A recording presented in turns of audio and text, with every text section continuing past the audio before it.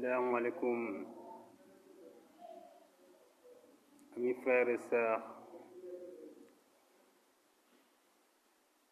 croyants ou croyantes.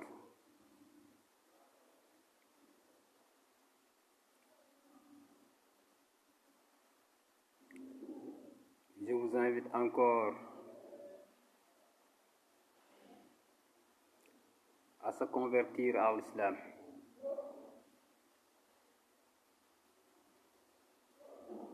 Même si vous n'êtes pas encore musulman, essayez le zikr, c'est important.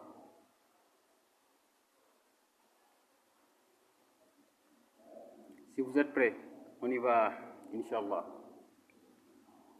La ilaha illallah, la ilaha illallah, la ilaha illallah, la ilaha illallah, la ilaha illallah, la ilaha illallah, la ilaha illallah, la ilaha illallah.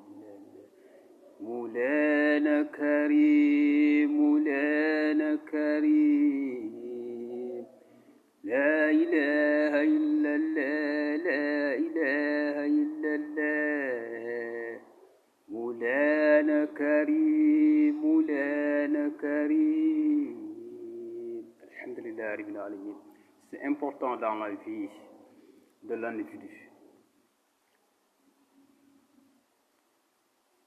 C'est le moyen le plus approprié de glorifier Allah subhanahu wa ta'ala.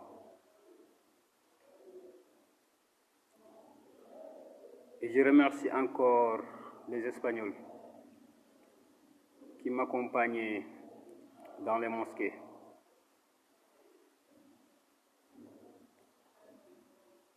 Les jeunes, les femmes avec leurs enfants qui montrent la culture islamique. Même parfois, ils se mettent dans les conditions défavorables pour se compatir de notre mission pour Allah subhanahu wa ta'ala. C'est très important, chers amis et frères. Les peuples noirs, encore une fois, je vous invite à approprier ce combat.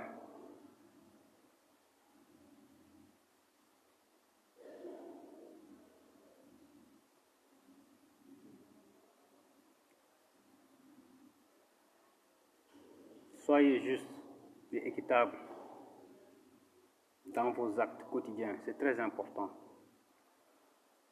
C'est très important. Et soyez surtout dignes. Soyez très dignes. Dieu n'aime pas les gens justes. Il n'aime pas les gens justes. Ni les malpolis. Ni les barbares.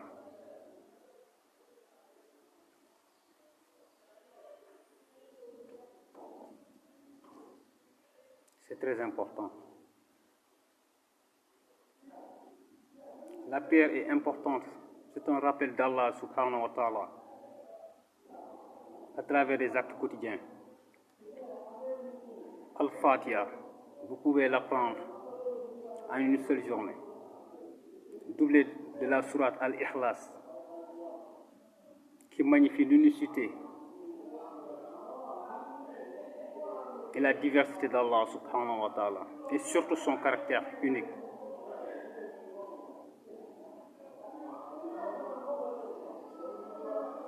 Al-Ikhlas, le début et la fin de toutes choses, l'essence et la quintessence à travers les actes. C'est très important de se convertir à l'islam. Je ne cesse de dire Alhamdulillah, Alhamdulillah. Vous ne pouvez pas imaginer le bonheur dans mon cœur d'être musulman. Vous ne pouvez pas le savoir. Et chaque jour, ça se renouvelle. Je dis Alhamdulillah. Aussi propre. Nos actes encadrés par la morale.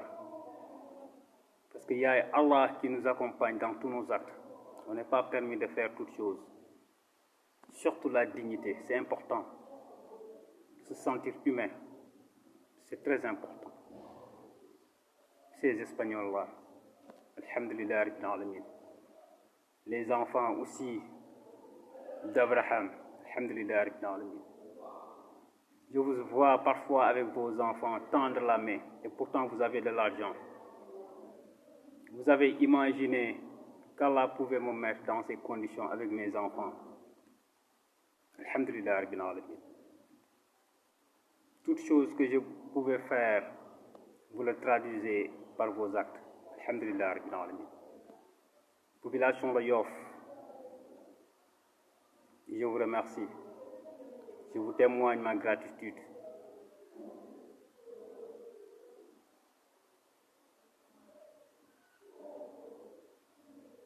Les mourides à travers Touba aussi, alhamdulillah rabbil alamin. C'est tellement courageux. Je ne vais plus parler de vous. Je ne vais plus parler de vous.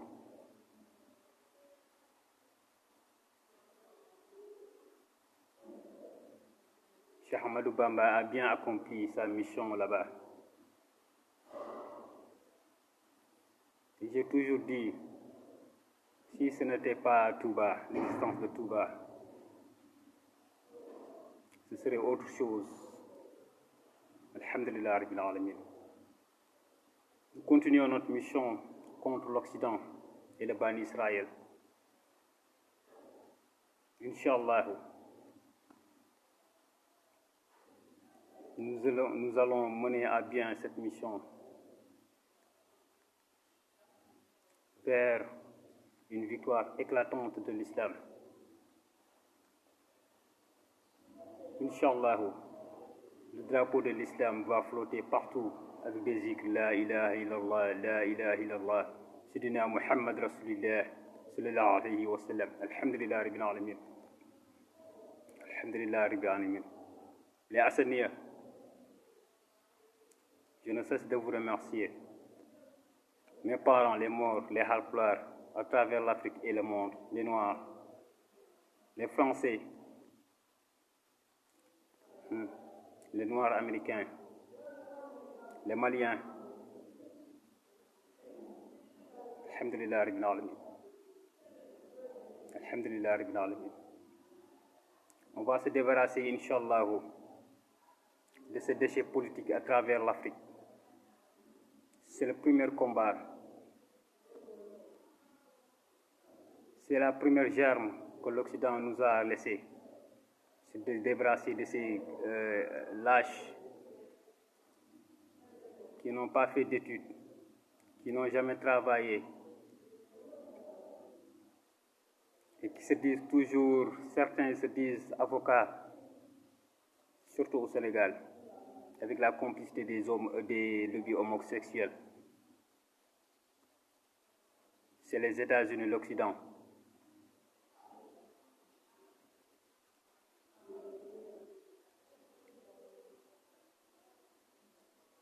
C'est nous qui avons demandé au changement de tête, au sommet des États-Unis, l'arrivée de Trump, pour alléger cette situation. On lui laisse penser. On lui laisse penser pour le moment. Nous n'allons pas reculer. L'islam va subsister, les règles d'Allah subhanahu wa ta'ala vont subsister par sa volonté.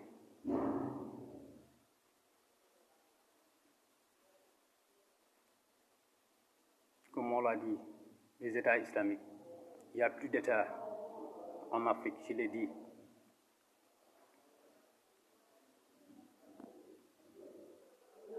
Les services, appropriez-vous, payez-vous, partagez l'argent, ne le rapatriez pas vers l'Occident. Il n'y a pas d'État. Il y a seule et unique, crédible entité gouvernante, c'est la CEDEAO.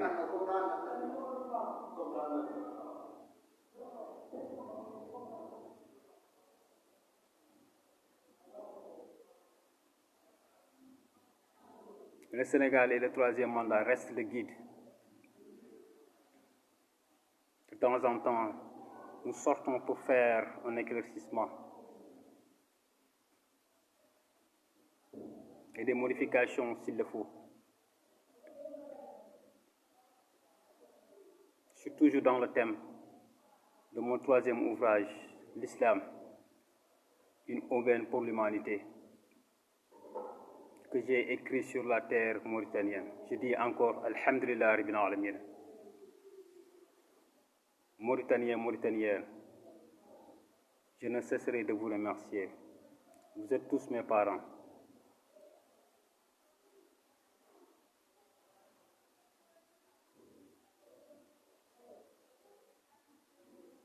Et vous me connaissez mieux que quiconque. Alhamdulillah Rabbil Alamin. Je ne vois que la prière et la soumission d'Allah subhanahu wa ta'ala dans cette terre mauritanienne. Alhamdulillah Rabbil Alamin. Je ne cesserai de battre pour vous. Vous n'êtes pas pauvre. La Mauritanie est un grand État, un grand pays, une vaste étendue, avec des richesses. Nous méritons plus. Inch'Allah, nous ferons comme Kadhafi, Inch'Allah, avec la Libye. Personne ne va nous infiltrer, Inch'Allah, avec l'aide d'Allah subhanahu wa ta'ala. Parce que vous avez un État si ingénieux.